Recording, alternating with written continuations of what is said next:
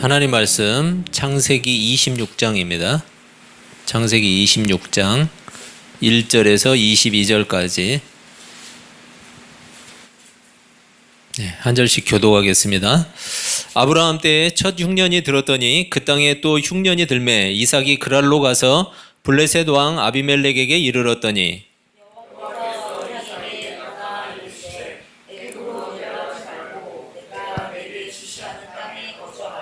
이 땅에 거류하면 내가 너와 함께 있어 내게 복을 주고 내가 이 모든 땅을 너와 내 자손에게 주리라. 내가 내 아버지 아브라함에게 맹세한 것을 이루어 내 자손을 하늘의 별과 같이 번성하게 하며 이 모든 땅을 내 자손에게 주리니 내 자손으로 말미암아 천하 만민이 복을 받으리라. 이는 아브라함이 내 말을 순종하고 내 명령과 내 계명과 내 율례와 내 법도를 지켰음이라 하시니라.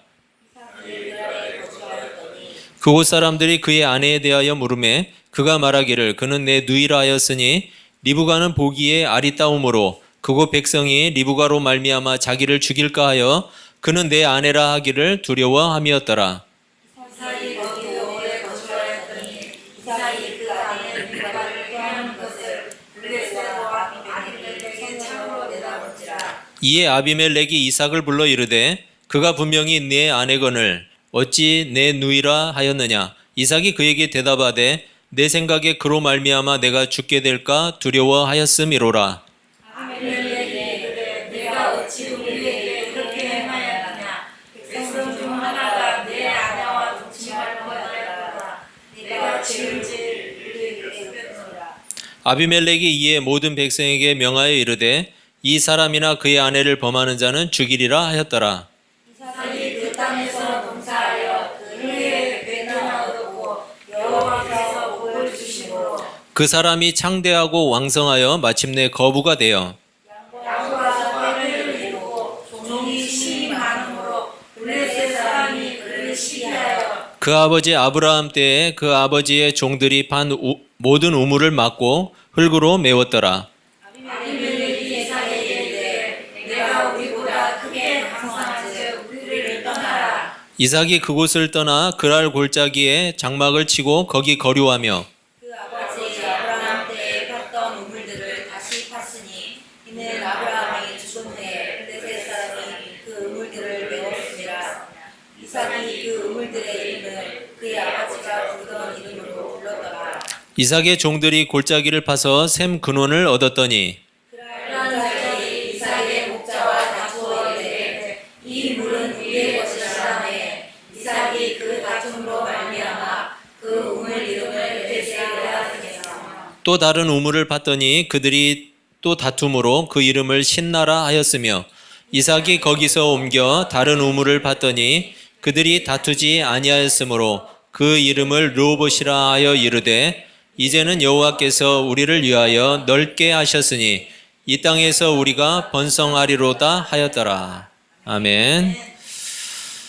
여러분 날씨가 더운 게 아니라 정말 징그럽네요. 날씨가 사람을 아주 지치게 하는데 이번 날씨는 정말 장난이 아닌 것 같아요. 여러분 건강관리 잘 하시기를 바랍니다. 예. 휴가철이라서 많은 사람들이 계곡으로 또 바다로 떠났어요. 예. 우리 성도들도 많이 떠나셨어요. 노암동에 우리 박이자 집사님 나오셨는데 노암동은 전부 안 나오신 것 같아요. 예. 여러분 이 무더위에도 시원한 은혜의 강가로 나오신 우리 아둘람 사람들에게 하나님의 평강이 함께 하시기를 바랍니다. 아울러서 휴가를 떠난 분들도 그곳에서 하나님의 은혜를 동일하게 경험할 수 있기를 바랍니다. 오늘 전해드리는 이 진리의 말씀을 통해서 우리가 시편 1편 3절 말씀을 보면 시냇가에 심은 나무가 철을 따라 열매를 맺고 그리고 그 잎사귀가 마르지 않고 하나님의 형통한 자가 될 것이라는 표현이 나오는데 여러분 이 복을 우리가 다 누릴 수 있기를 바랍니다. 창세기 12장부터 12장에서 50장 마지막 50장까지의 내용은 3명의 족장이 나와요. 아브라함, 이삭, 야곱. 요셉이 뒤에 요셉 이야기가 나오긴 하지만 사실은 야곱의 이야기예요. 야곱의 자녀이기 때문에. 여러분 이렇게 세 족장의 역사를 기록하고 있는데 이 족장들을 통해서 하나님은 언약을 주시고 그리고 그 언약을 친히 이루어 가시는 그런 과정들을 우리가 살펴볼 수가 있어요. 그런데 오늘 본문에 나오는 이삭이라는 사람, 이 이삭이라는 사람은 비교적 단순하게 묘사되고 있어요. 분량으로 보더라도 창세기 이 50장 중에서 4장이나 5장 정도 이렇게 겹치는 부분이 있기 때문에 4장에서 5장 정도를 할애를 하고 있어요. 참고적으로 아브라함은 11장 정도 이렇게 나와 있고 그리고 야곱이라는 사람은 굉장히 많이 나오는데 23장 정도 이렇게 나와 있어요. 거기에 비하면 이삭이라는 사람은 상대적으로 굉장히 분량이 작죠. 이 사람이 상대적으로 덜 중요한 사람이라는 인식을 우리가 갖기도 해요. 그렇지만 중요하지 않은 게 아니에요. 이삭은 분명히 아브라함의 그 독자로서 언약의 후손이었고 그리고 아브라함에게 주신 그 언약을 상속한 유일한 상속자였어요. 그렇기 때문에 이삭이라는 사람이 굉장히 중요하죠. 덜 중요하다기보다는 아브라함과 야곱에 비해서 비교적 굴곡이 적은 사람 이렇게 볼 수도 있을 것 같아요. 야곱이라는 사람은 굉장히 굴곡이 많죠. 그 인생에. 아브라함과 야곱 그리고 이삭 이 사람들의 이 중요한 내용이 우리가 지금 살펴보고 있는 이 과정 중에 있는데 적절한 표현일지는 모르겠어요. 여러분 운전면허를 단번에 취득하신 분 계세요? 단번에 취득하신 분. 네, 우리 이영석 집사님 역시 기능도 뛰어나시고 저는 한 번 떨어졌어요. 한 번. 근데 단번에 딴 사람의 그 접수증을 보면 어때요? 깨끗하죠. 깨끗해요. 그런데 여러 번 떨어진 사람 이 뒷면을 보면 증지도 많이 붙어 있고 기록도 많고 너덜너덜한 사람도 있어요. 여러분 마치 이와 같지 않을까라는 생각을 했어요. 그 인생에 굴곡이 없는 이 이삭은 비교적 단순하게 이 성경에 묘사가 돼 있고 야곱이나 아브라함 같은 경우는 조금 굴곡이 많고 여러 가지 사건들이 많았던 사람. 우리가 그렇게 그런 취지로도 볼 수가 있는데 그런 측면에서 보면 이삭의 인생은 아버지인 아브라함, 아들인 야곱에 비해서 굉장히 순탄했다. 이렇게 짐작해 볼 수도 있을 거예요. 그런데 이삭의 삶이 단지 그렇게 평탄하고 순탄하지만은 않았어요. 사실은 아브라함의 순종을 통해서 이제 가나안 땅에 후손들이 거주할 수 있는 터전이 마련되기 시작했죠. 그렇기 때문에 이삭이 아마 그 덕을 좀 보고 있는 것 같아요. 그리고 이미 우리가 살펴봤지만 이스마엘의 후손들 어디로 갔죠? 가나안에 있었나요? 아니죠. 이삭과 함께 머무르지 않게끔 다른 곳으로 보내버렸죠. 다른 지역으로. 그리고 이 그두라라고 하는 첩이 있었는데 이 첩을 통해서 나온 자손들도 다 이삭과는 다른 지역으로 이주를 시킨 상태였어요. 그렇기 때문에 이삭이 비교적 안정적인 삶으로 갈 수 있었던 기반을 아브라함이 마련했다고 볼 수가 있는 거죠. 그리고 이삭은 무엇을 경험했냐면 자신의 출생을 통해서 하나님의 능력, 하나님의 기적을 경험했죠. 자기가 도저히 나올 수 없는 상태에서 하나님이 나오게 하셨잖아요. 그리고 모리아산에서는 아브라함의 순종에 대한 테스트를 하나님이 하셨는데 그 시험을 통과하는 그 자리에 누가 있었냐면 이삭도 함께 있었죠. 이삭도 같이 있었고 그리고 이삭의 아내를 맞아들이는 그 과정, 그 스토리가 있었죠. 그 스토리를 통해서 하나님의 능력과 또 그 언약의 신실하심을 이미 경험한 사람이었어요. 그렇기 때문에 이런 자연스러운 삶의 경험과 학습들이 이삭의 신앙적인 태도를 만들었을 거예요. 이삭이 전혀 위기를 만나지 않은 것이 아니고 위기를 만날지라도 그 위기를 대하는 태도가 달랐던 거예요. 그렇기 때문에 오늘 본문을 통해서 우리가 그동안 자주 살펴봤던 신자의 바른 삶의 태도 이것을 우리가 한번 잘 정리해 볼 수 있기를 바랍니다. 오늘 본문의 내용을 보면 우리가 전혀 생소하지 않은 내용이라는 것을 직감을 하게 되죠. 어디선가 본 듯한 이 본문처럼 느껴지는 게 있어요. 오늘 본문 1절을 보면 아브라함 때에 첫 흉년이 들었다고 이렇게 나와 있는데 이것은 창세기 12장 10절의 내용을 말하고 있는 거예요. 창세기 12장 10절의 내용은 이렇게 돼요. 그 땅에 기근이 들었으므로 아브라함이 애굽에 거류하려고 그리로 내려갔으니 이는 그 땅에 기근이 심하였음이라. 아브라함 때에 있었던 기근을 지금 오늘 본문 1절에서 언급을 해주고 있죠. 절대적으로 물이 부족한 땅이잖아요. 그 땅이. 그렇기 때문에 또 더군다나 그때는 이 농사를 지을 수 있는 수로나 이런 게 활발하게 개간이 안 된 상태였겠죠. 자연적인 비에 의존할 수밖에 없었기 때문에 지금보다는 기근을 만나는 일이 훨씬 더 많았을 거예요. 그런데 아브라함과 이삭은 어떤 사람이었죠? 언약의 사람이었어요. 언약의 사람.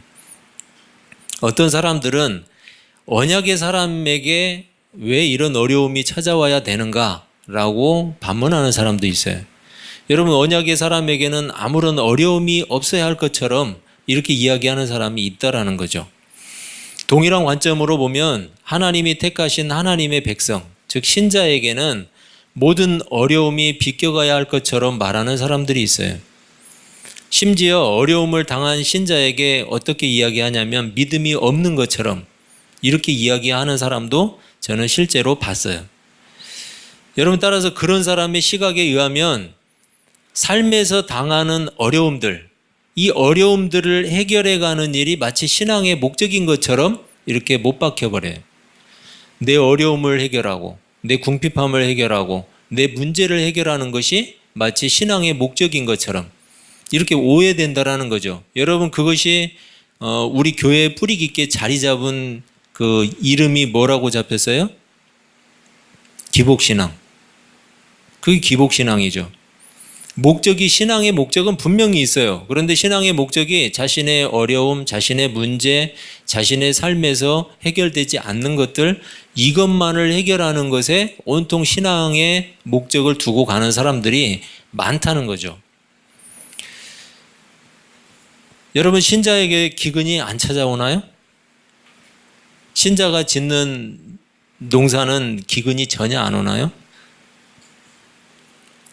그런 기근과 같은 시간들, 여러분, 우리가 물론 어려움을 만나게 되면 벗어나기 위해서 최선을 다해서 노력해야 되겠지만 신자에게도 찾아오는 기근과 같은 시간들은 분명히 있어요. 그 신자의 신앙을 반영하는 일은 아니에요. 그렇다고 그래서 본문 2절에서 하나님은 이삭에게 애굽으로 내려가지 말고 하나님이 지시하시는 그 지시하는 땅에 거주하라고 말씀하세요. 여러분, 상식적으로 생각하면 지금 어디로 가야 되죠? 이집트로 가야 돼요. 이집트는 풍부한 물이 있어요. 그리고 그곳에 가면 음식이 있어요. 그래서 이집트로 가야 되는데 하나님은 물과 음식이 있는 이집트를 의지하지 말고 오직 하나님만을 신뢰하고 의지하라는 이 순종에 대한 테스트를 이삭에게 하고 있는 거예요. 위기를 만난 신자의 바른 태도는 뭐냐면 하나님만 바라보는 거예요. 하나님만 바라보는 것. 여러분, 그래서 우리가 기도하는 거, 이 기도는 하나님만을 의지하는 가장 적극적인 방법이에요. 하나님이 일부러 위기를 만들어내지는 않으시지만 때때로 신자의 삶에 허용하시는 이유가 있어요. 그건 뭐냐면 바로 우리가 하나님을 바라보기를 원하시는 거예요. 그리고 우리를 바꾸시기를 원하시는 거예요. 우리는 우리 앞에 당한 그 문제를 당장 해결하고 싶어 하죠. 당장 해결됐으면 좋겠죠. 하나님은 그 문제를 허용하시는 이유가 있어요. 우리를 진실한 신자로 바꾸기를 원하시는 거예요. 이삭이 이집트로 내려가지 않고 그랄 지역에 머무를 수 있었던 것은 그 땅에 대한 하나님의 언약을 잊지 않았기 때문이에요. 이삭도 얼마든지 이집트로 내려갈 수 있었어요. 그렇지만 그 땅에 대한 하나님의 언약을 놓치지 않고 있는 거예요. 이삭이 당장 해결해야 할 일은 기근의 문제였어요. 하지만 하나님의 언약을 신뢰하면서 기다린 거예요. 왜냐하면 이집트로 내려갔다가 자기 아버지 아브라함이 어려움을 당했거든요. 비록 당장은 어려움이 있을지라도 하나님께서 허락하신 땅은 가나안이었어요. 따라서 하나님의 명령이 없는 한 약속의 땅에 머무는 일, 이것은 하나님의 주권과 하나님의 권위를 인정하고 그리고 신앙적으로 고백하는 일이라는 거예요. 하나님은 조건적으로 이삭에게 축복을 약속하세요. 조건적이에요. 3절 4절을 보면 오늘 본문 3절 4절인데 우리 같이 한번 읽어볼까요? 3절 4절 시작. 이 땅에 거류하면 내가 너와 함께 있어 내게 복을 주고 내가 이 모든 땅을 너와 네 자손에게 주리라. 내가 네 아버지 아브라함에게 맹세한 것을 이루어 내 자손을 하늘의 별과 같이 번성하게 하며 이 모든 땅을 네 자손에게 주리니 네 자손으로 말미암아 천하 만민이 복을 받으리라. 아멘. 여러분, 이 복을 아브라함에게 약속하신 이 복을 이삭에게 지금 이루어 주겠다고 하는데 조건이 있죠. 조건이 뭐였어요? 그 땅을 떠나지 않는 거였어요. 그 땅을 떠나지 않는 게 조건이었어요. 아브라함에게 주신 약속을 이제 이삭을 통해서 이루어 주시겠다고 하는데 그 땅을 떠나지 않으면 이렇게 조건을 다세요. 아브라함에게 약속하셨던 땅에 대한 약속, 자손에 대한 약속, 그리고 복의 통로로서의 약속을 언급하시면서 이삭에게 그 땅을 떠나지 말고 머물 것을 당부하신 거예요. 여러분, 하나님의 축복의 조건은 환경에 달려 있는 것이 아니에요. 하나님의 의지에 달려 있어요. 하나님이 지금 그걸 보여주시고 싶은 거예요. 이삭에게. 하나님이 결정하시기만 하면 기근의 땅에서도 얼마든지 곡식을 거둘 수 있다는 것을 보여주고 싶은 거예요. 그렇기 때문에 환경에 달려 있는 게 아니에요. 축복의 조건, 하나님의 축복의 조건은 환경이 아니고 하나님의 의지에 달렸어요. 본문 12절에서 14절까지의 내용을 보면 하나님께서 이삭에게 복을 주세요. 그 땅에서 농사를 지었는데 그의 100배나 얻게 되었다고 이야기해요. 양과 소가 떼를 이루고 종이 힘이 많았는데 어느 정도냐면 그 땅에 살고 있는 블레셋 사람들이 시기할 정도로, 이삭이 거부가 되니까 시기할 정도로 그렇게 거부가 되었대요. 정말 부럽죠. 다른 사람이 시기할 정도로 부자가 되었대요. 얼마나 부자가 되면 다른 사람이 시기를 할까요? 보통 사람들의 관심은 여기에 있어요. 이삭이 순종했더니 거부가 되었다. 이렇게 결론 지어버려요. 그래서 순종을 강요하고 싶은 사람은 이 부분만 강조를 해요. 또 오로지 부자가 되는 일에만 관심을 두는 사람도 이 부분에만 관심을 두고 강조를 해요. 이삭이 순종했더니 거부가 되었다. 나도 순종하면 거부가 될 것이다. 여러분, 순종을 안 해서 부자가 못 되셨나요? 여러분, 본문의 핵심은 부자가 되었다는 것이 아니라 이삭이 순종했다는 거예요.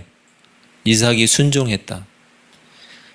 본문에서 이삭의 순종은 땅에 대한 언약에 대해서 반응하고 있는 신앙적 태도예요. 그리고 모든 일이 하나님의 통제 아래 있다는 사실을 보여주고 있어요. 이삭이 거부가 되도록 복을 주신 가장 큰 이유는 언약의 후손을 보존하고 돌보시기 위한 하나님의 수단이었어요. 방편이었어요. 이삭은 아브라함과 마찬가지로 자신의 아내를 누이라고 속였던 사람이에요. 그 아버지의 그 아들이죠. 아버지가 했던 일을 아들도 하고 있어요. 자신의 안전을 위해서 아내를 희생시킬 준비가 되어 있었던 사람이에요. 이삭은 전혀 온전하지도 못했고 우리와 같이 연약한 인생이었어요. 자격으로 보자면 오히려 이삭은 연약하고 부족한 사람이었다는 거예요. 이삭의 순종에 따른 보상의 측면이 없지는 않아요. 그렇지만 순종에 따른 보상이 전부인 것으로 받아들이고 우리에게 그대로 적용하는 태도는 바람직하지 않아요. 그것은 성경이 말하고자 하는 가르침이 아니라는 거죠. 하나님은 신자 개개인마다 다양하게 섭리하시고 돌보시는 분이에요. 우리에게 동일하게 똑같은 공식처럼 우리를 로봇처럼 그렇게 섭리하시는 분이 아니에요. 개개인마다 다 다르게 역사하시고 다르게 섭리하시는 분이에요. 여러분, 순종을 보상의 조건으로 삼으면 안 돼요. 다양하게 역사하시는 하나님의 주권과 권위를 심각하게 훼손시키는 거예요. 순종은 하나님의 약속에 대한 신자의 마땅한 반응일 뿐이에요. 이삭은 이미 아버지 아브라함에게 행하신 하나님의 역사하심을 통해서 하나님의 언약에 대한 견고한 믿음을 가졌던 사람이에요. 그래서 그랄 지역의 사람들이 거부가 된 이삭을 시기해서 아브라함 때에 팠던 그 우물을 흙으로 막아버렸지만 다시 우물을 파요. 다시 그 우물들을 파요. 그랄 지역 사람들에게 2번씩이나 우물을 빼앗겨요. 그래서 이름을 짓죠. 에색이라고 짓고, 에색이 다툼이라는 뜻이에요. 그리고 하나는 신나라고 지어요. 이거는 시비라는 뜻이에요. 그 사람들이 다투고 시비를 걸었다라는 거죠. 그런데 또다시 우물을 팠는데 이제 그곳엔 다툼이 없으니까 그 이름을 뭐라고 했냐면 르호봇이라고 했어요. 넓은 곳이라는 뜻이에요. 이삭이 22절에서 이렇게 말을 해요. 이삭이 거기서 옮겨 다른 우물을 팠더니 그들이 다투지 아니하였으므로 그 이름을 르호봇이라 하여 이르되 이제는 여호와께서 우리를 위하여 넓게 하셨으니 이 땅에서 우리가 번성하리로다 하였더라. 이삭은 분명히 그 땅에 대해서 하나님의 언약을 신뢰하는 사람이었고, 그리고 하나님의 그 번성의 약속, 그 땅을 떠나지 않으면 번성하게 하실 약속을 믿었던 사람이에요. 이삭은 인생에 아무 문제도 없이 평탄하기만 했던 사람이 절대 아니에요. 아브라함과 마찬가지로 기근을 만났어요. 그랄 땅에서는 자신의 안전을 위해서 아내를 누이라고 속였던 연약한 사람이에요. 그 일 때문에 아비멜렉에게 책망을 듣기도 했어요. 여러분, 여기에 나오는 아비멜렉은 아브라함 때의 아비멜렉이 아니에요. 아비멜렉이라는 것은 우리가 애굽에 있는 그 왕을 바로라고 하죠. 이 바로라고 칭하듯이 그 땅의 왕의 명칭을 아비멜렉이라고 이렇게 칭했을 가능성이 높아요.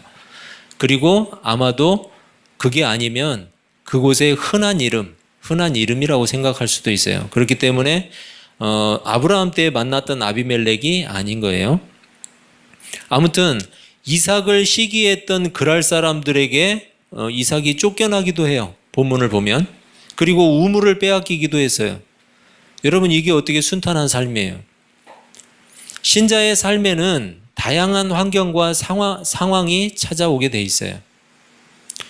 여러분, 위기를 만날 수도 있고 때로는 연약할 수도 있고 비겁한 삶을 살아가는 경우도 있을 수 있어요. 사람들에게 비판과 비난의 소리를 들을 수도 있어요. 한마디로 신자에게도 얼마든지 이 기근과 같은 순간들이 닥칠 수 있다는 사실이에요. 사람들은 인생을 광야길로 비유하기도 해요. 실제로 광야길을 가보면 실감이 날 텐데 나중에 꼭 실감 한번 해보시길 바랍니다. 그 광야길, 신명기 8장 2절은 이렇게 말씀해요. 내 하나님 여호와께서 이 40년 동안에 내게 광야길을 걷게 하신 것을 기억하라. 이는 너를 낮추시며 너를 시험하사 내 마음이 어떠한지 그 명령을 지키는지 지키지 않는지 알려 하심이라. 하나님께서 신자에게 광야길을 허락하시는 이유는 우리의 마음이 어떠한지를 알고 싶어서예요. 하나님께서 우리의 마음을 모르신다는 말이 아니에요. 우리가 스스로의 모습을 깨닫고 전적으로 하나님을 의지하도록 하는 거예요. 이삭은 자신의 삶에 허용된 이 위기의 순간에도 2가지 사실을 놓치지 않았어요. 하나는 언약이고 하나는 순종이었어요. 언약은 위기에 처한 이삭이 자신의 진로를 결정하는 기준이었어요. 하나님께서 주신 땅에 대한 언약이 이삭을 그랄 땅에 머물게 했어요. 상식적으로 본다면 물과 음식이 풍부한 이집트로 내려가는 것이 당연해요. 하지만 이삭에게는 하나님의 약속이 기준이었어요. 결국 언약을 확신한 이삭은 자신 앞에 닥친 환경에 지배되지 않고 하나님의 뜻에 순종할 수 있었어요. 환경을 바꾸기보다는 자신이 바뀌는 것을 선택한 거예요. 신자의 삶에도 얼마든지 기근과 같은 어려움은 찾아올 수 있어요. 중요한 것은 그러한 위기의 순간에 신자가 진로를 결정하기 위한 기준은 무엇인가? 바로 그게 중요한 거예요. 여러분, 우리의 기준은 뭐가 돼야 될까요? 우리의 기준 역시 하나님의 약속이에요. 하나님은 우리의 마음이 어떠한지 알고 싶어 하세요. 하나님의 약속을 믿고 있는지, 하나님을 전적으로 의지하고 있는지 확인하고 싶어 하시는 거예요. 하나님의 약속의 실체는 뭐죠? 바로 예수 그리스도를 통한 하나님의 나라예요. 여러분, 예수 그리스도를 믿으세요? 하나님의 나라를 믿으세요? 그렇다면 여러분, 그 약속을 확신해야 돼요. 하나님이 우리에게 주신 예수 그리스도를 통한 하나님의 나라. 신자는 이 땅을 살아가는 동시에 하나님의 나라를 살아가는 존재예요. 그게 신자예요. 따라서 신자는 이 땅의 환경에 지배당해서는 안 돼요. 우리가 살아가는 환경을 하나님께서 바꾸어 주실 때도 있어요. 때로는. 하지만 훨씬 더 많은 경우에 하나님은 주변 환경은 내버려 두고 바꾸고 싶어 하시는 게 있는데 그게 바로 우리예요. 우리를 바꾸고 싶어 하세요. 대부분의 사람들은 이 땅의 결핍을 충족으로 바꾸려고 힘써요. 그래서 이 땅의 것들로 자신을 가득 채우면 행복할 거라고 생각해요. 하지만 그 일은 평생을 걸려서도 불가능한 일이에요. 왜냐하면 인생의 결핍은 이 땅의 가치만으로는 충족시킬 수 없기 때문이에요. 오히려 하나님의 의도를 따라 자신이 바뀌어야 돼요. 하나님의 나라의 그 가치로 자신이 바뀌면 진정한 가치와 참 행복이 보이는 거예요.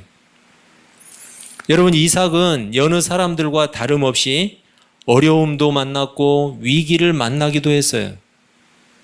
하지만 그 위기의 상황과 환경을 바꾸기보다는 자신이 바뀌어야 한다는 사실을 잘 아는 사람이었어요.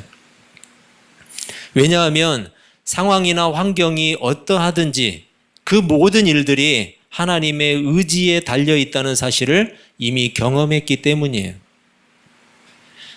여러분, 우리가 그것을 안다면 새롭게 시작되는 이 한 주간도 자신이 처한 환경을 바꾸는 일보다 하나님의 나라의 가치를 붙들고 자신이 바뀌는 삶을 살아가야 돼요. 여러분, 우리가 환경을 바꾸는 일보다 자신이 바뀌는 그러한 삶을 이 한 주간에도 꼭 사시기를 주님의 이름으로 축복합니다. 기도하겠습니다.